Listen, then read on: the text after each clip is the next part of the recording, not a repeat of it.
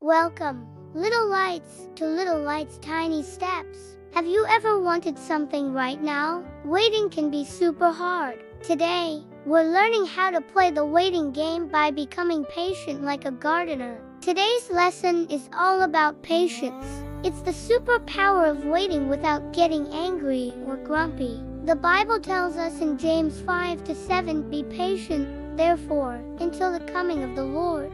Our golden lesson is that God's timing is always perfect. Let's look at the story of Noah and the ark.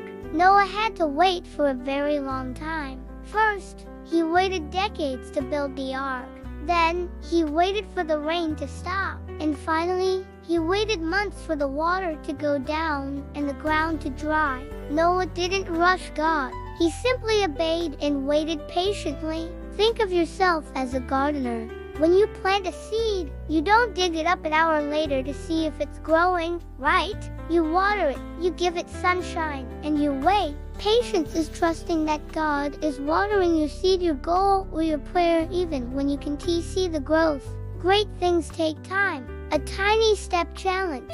The next time you have to wait, maybe for your turn, for a delivery, or for dinner, use that time to pray. Ask God for the strength to be patient and thank Him for what you are waiting for. Turn waiting time into praying time. A direct message for parents: patience is often best taught through modeling. This story emphasizes that patience for kids is tied to obedience and trust in God's sovereignty.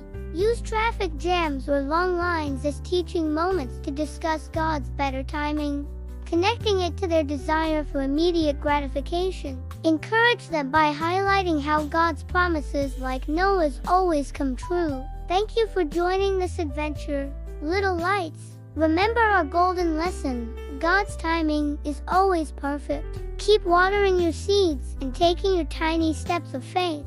See you next time.